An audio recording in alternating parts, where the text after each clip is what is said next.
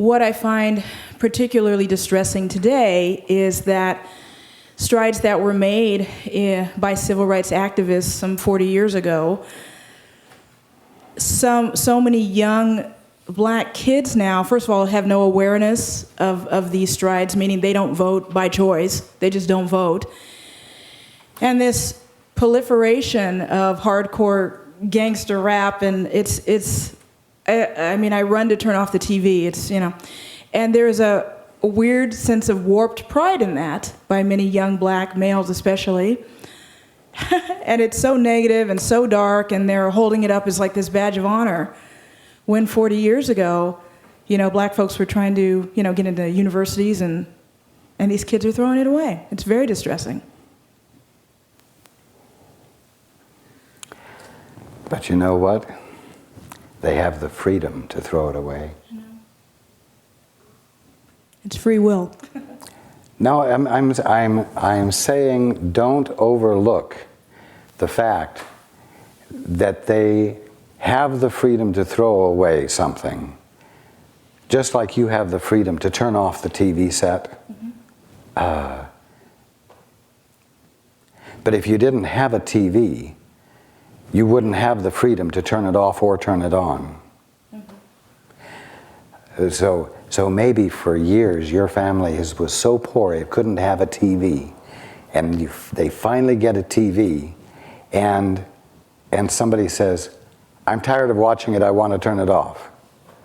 And the other family members say, "But wait a minute, you have the freedom to watch the TV. You should be enjoying this freedom. Leave that TV on." You see, part of the freedom is being able to turn it off and turn it on, or go to school or not go to school. And you've got to recognize that that's an exercising of a right that they didn't have 40 years ago, and it's not what you would choose, but both of those choices have to be exercisable. Yes.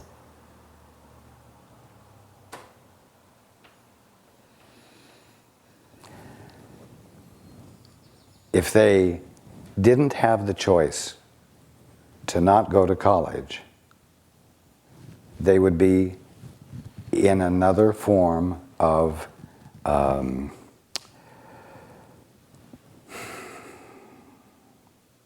dictatorship, of slavery. Mm-hmm.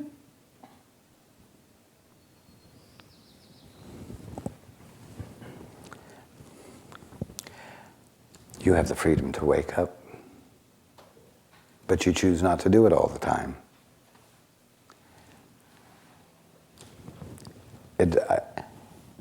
It would be foolish for me to get upset because you have lapses in your intent to wake up.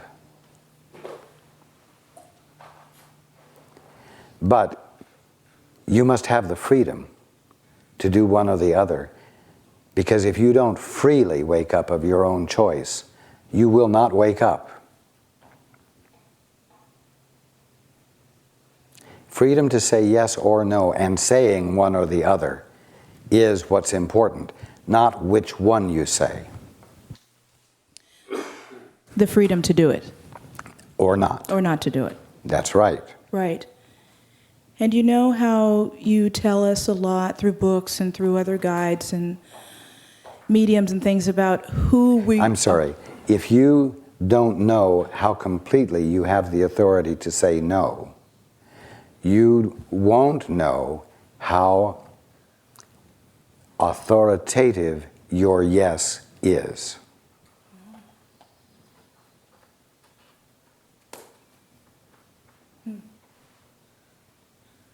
Okay.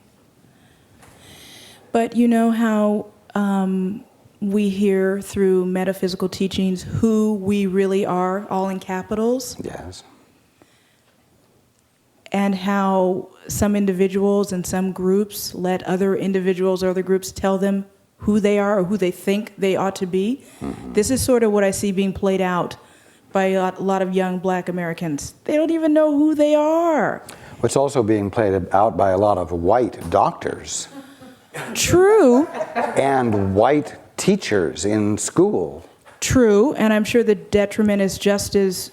And white and black and purple and green mothers. I know, but it's hard to not feel somewhat sensitive when this particular group, African Americans, seem to be the brunt of everything bad. I mean, yes, we have the bright spots and the stars and the rising young congressmen and lawyers and doctors, and yes, but turn on the news at any hour, you get to the crime reports, what do you see? Black and brown men, you know? And it's really hard to not be sensitive about this. And I have the freedom to turn off the TV, and I do, and I know it's all within the illusion. And you have the freedom to wonder why the white men who have been arrested aren't included in the broadcast. I know, and I do think about this. So. Okay, so the point is, don't get upset, and don't begin to be a part of the group that sees itself as victimized. And then, as I've been saying, become involved where you can, without anger, without raw emotion, but from a clarity that you have as to what matters, and let your voice be heard, and find a way to let it be heard so that it benefits someone. Now, you don't have to reach the media. It might be a black child or a white child or somebody on your block, a word here or a word there. But say the word. I had the opportunity to do that. I was living in a condo, 6 or 7 years ago in Inglewood, which is a suburb of LA, and there was a young mother who lived across from me who was, 24, and she had a 6-year-old and a 3-year-old. And it was right in front of me, basically. And so after some rough beginnings... what was right in front of you? I'm sorry? What was right in front of you? Oh, the plight, that experience of so many young mothers that are just get caught in the web with these kids that they raise on their own and repeat the pattern that their mothers had. So anyway, after some kind of rough starts, my heart just opened up to her, and I would take the kids, out of complete love, no sort of righteous anything, just because I thought she could use a hand. Take them to the movies and give her a break for the day, and they were wonderful kids and very smart, and you plant those seeds early and just tell them that they can do anything. So that was really wonderful. Yes. Yeah. Yes.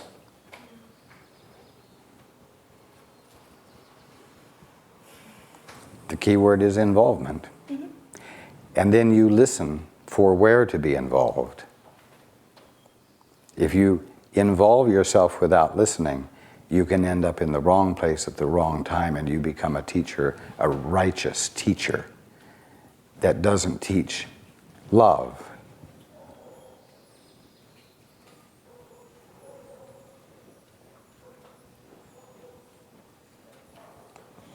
And the last point I'd like to make is, Raj, you probably get the same types of questions over and over again, but would you say, let's say at the next gathering, a black guy comes and a white guy comes and they have this racial discussion and they both look at you for the answer, would one of your answers be just give it up to both of them?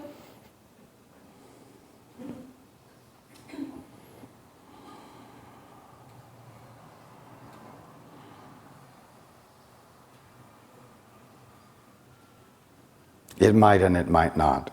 Okay. There isn't a flat-out answer any more than if you have a man, a husband, and a wife. Of course. The answer is not necessarily the same. That makes sense.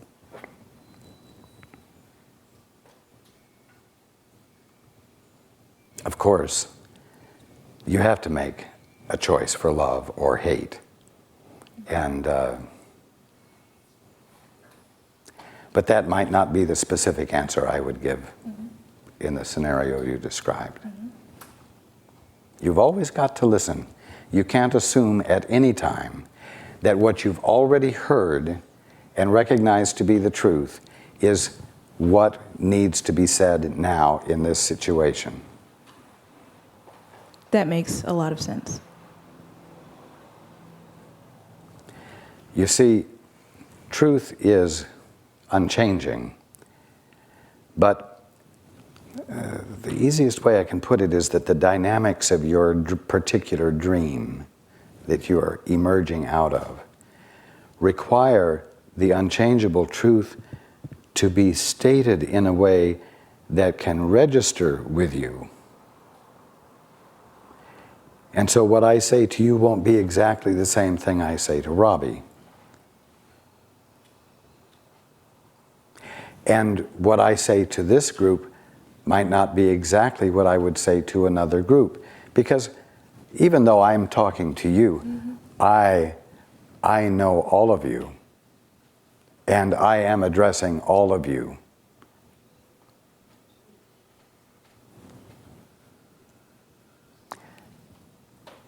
All of you are considered in the expression of the answer I give to each one of you.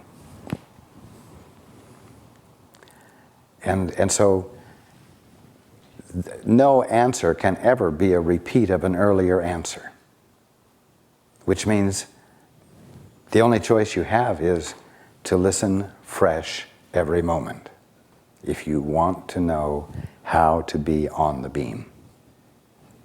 And would that tie into our uniqueness? Because we're all unique, and so therefore questions are presented uniquely each way, even though they may be sort of the same, or because none of us is the same. Well, not the uniqueness I was speaking of earlier. What constitutes your uniqueness now is the particular peculiarities of the path you have taken away from home as you moved away from your right mind.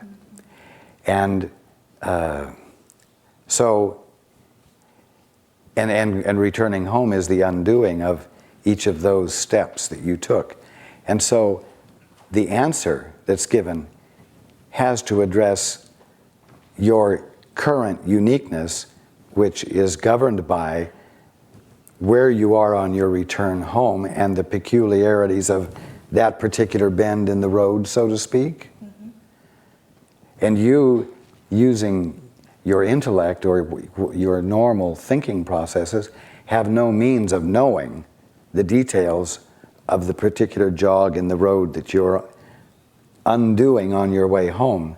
But I do, and your guide does. And that's why you must listen, you see. Yes. So there's no way to categorize anybody, not even groups.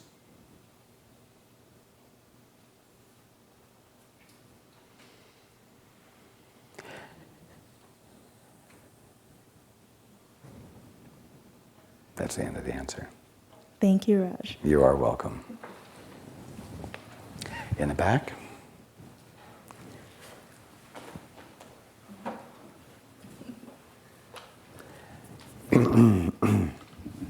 I really don't want to distract from what you just said to her, but actually to add even a greater picture or a depth of meaning here in the fact that it seems that the ego will pick anything, any part of the kingdom of heaven and use it for the reason of dividing and conquering. And I wish you would speak about that dynamic, that, you know, it's whatever gets our goat that we could react to, that we could buy, the lies, whatever we can believe about the unity and the oneness of your creation, God, you know, how the ego takes those, you know, the aspects of what God has created and used it to divide and conquer in any shape or fashion the human race. So that's what it inspired me from her question to add to it and maybe offer my gift there. Okay.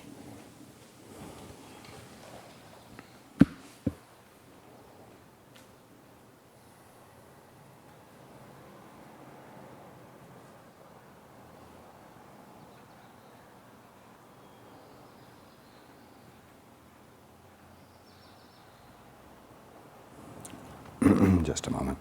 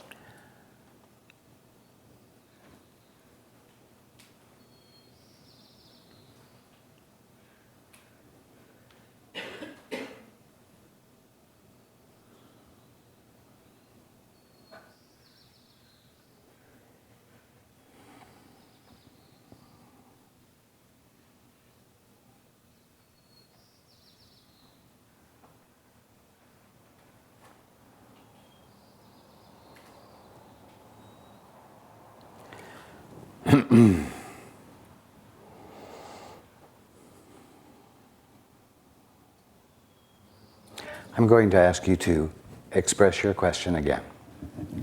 Well, I can give a specific there or add even further.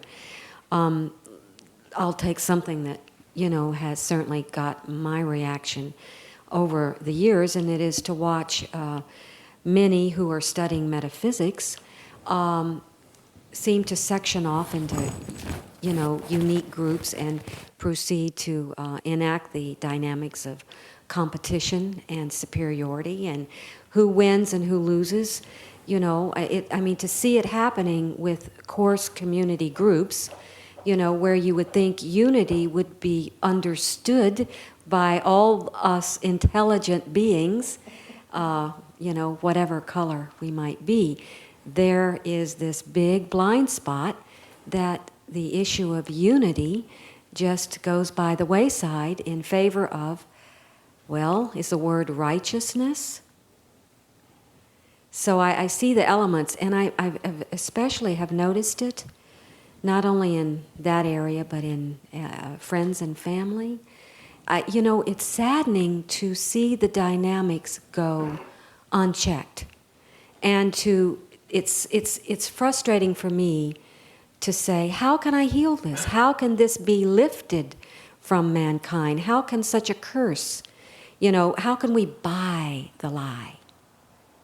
And so it's just been a kind of a study, an issue of studying on my own part this past year, of watching the ego's dynamics in any way it can to divide and conquer. And what do you do?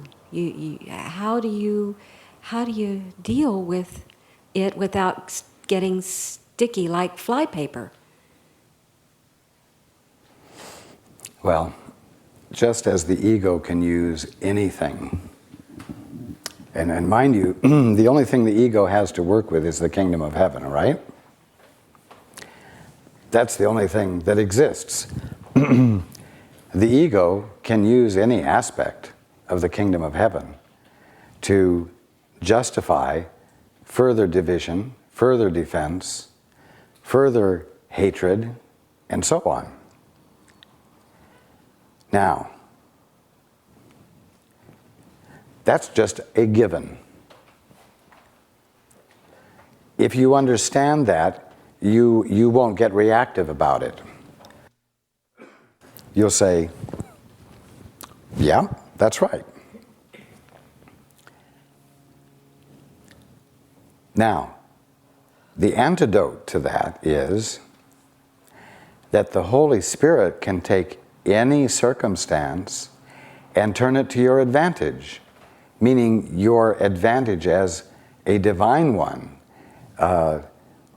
can turn it to the advantage of awakening, can turn it to the advantage of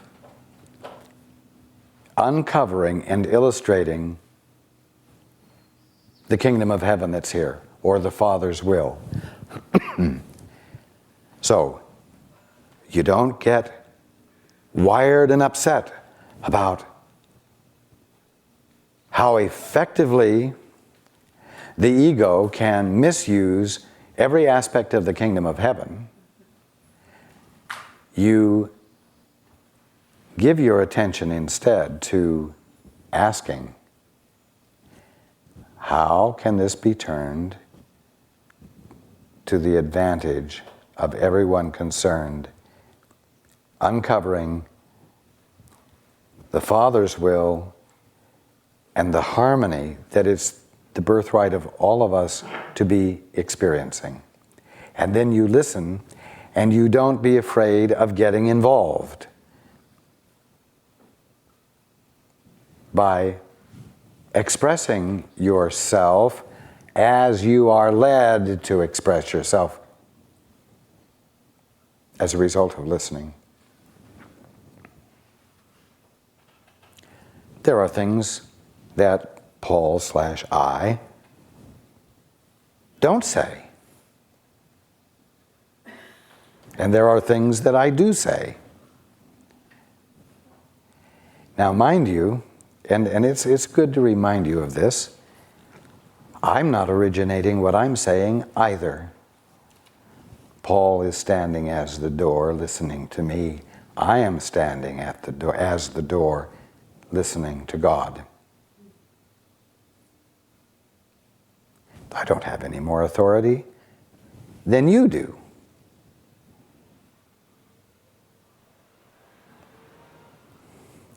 But I do have a task.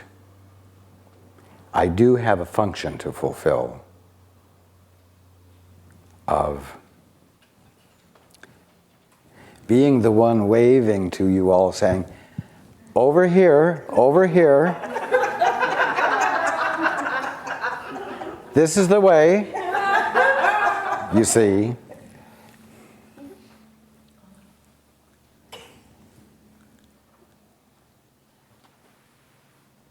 So when you see all of this happening, if you get pissed off, you know you've got some active self-righteousness going on in you.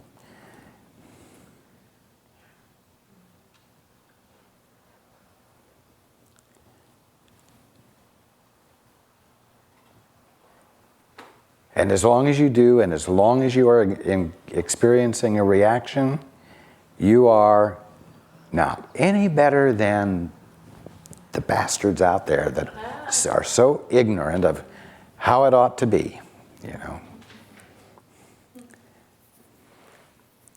Don't they know it's all supposed to be harmonious? Well, what a harmonious thought that is.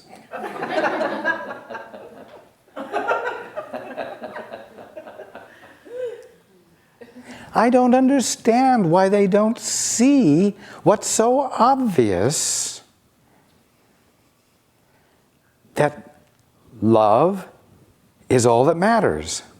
Well, what a loving thought that was. You see, hello down there.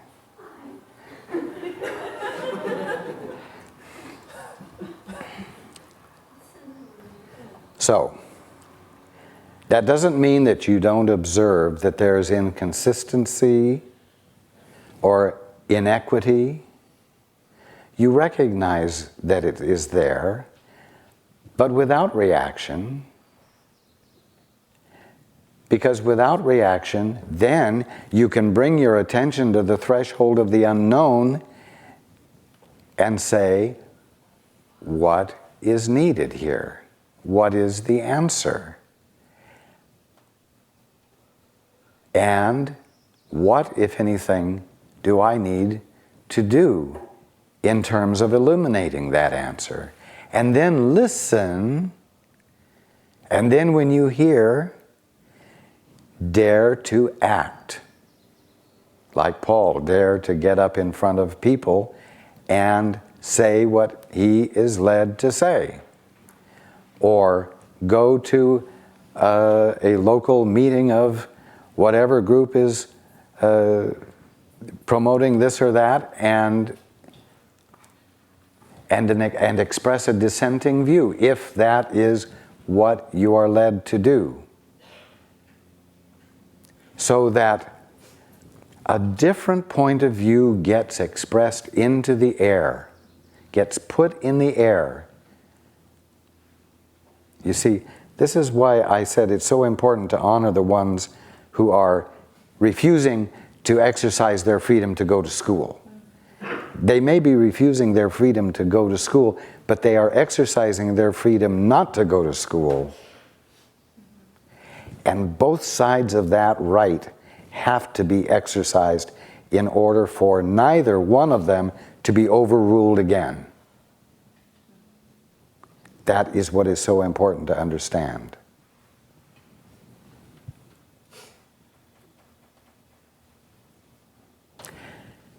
And you might say that a group of people who have developed a group identification are no different from an individual in many ways. If an individual has been oppressed and then he's given his freedom, he will test his freedom to see whether it's real. And he must be able to test it in both ways, in all ways. His freedom to reject it, his freedom to embrace it, his freedom to abuse it or value it. He will test the limits to find out if it's real.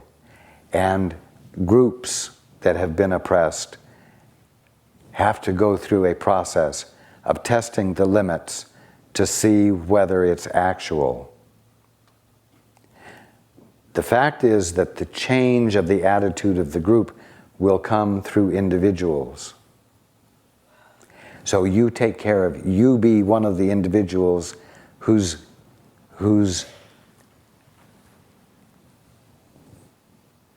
taking the steps and coming to the new conclusions and the new commitments. And be one of the ones who is clear without prejudice and without judgment.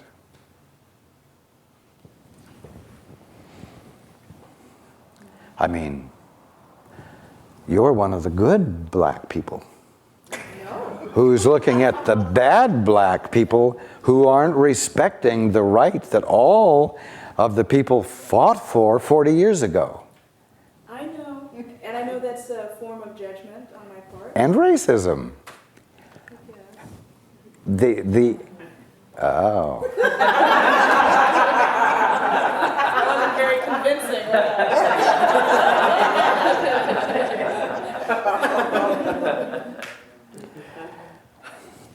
It's racism between the intelligent blacks and the stupid ones who don't have enough gumption to value what was so valuable. So it is identical, and you don't want to fall into that trap. But is that racism? In the sense that I said, good blacks and bad blacks. Yeah. Yeah, I hope you can very quickly begin to see that it's absolutely racism. Because then you'll drop it immediately, because you know better. Mm-hmm. But this is a little thing that has worked, it's like a hangnail, and it's worked its way out, and it's bugging you, but you can live with it.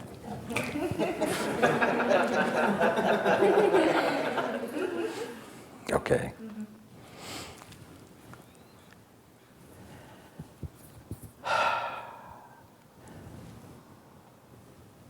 Ultimately, both of your questions have to do with judgment of others. Judgments that are causing divisions. Even the judgments about the ones who are making judgments that are causing divisions are divisional or are divided. You just can't afford to let that little niggling, I was going to say niggering, niggling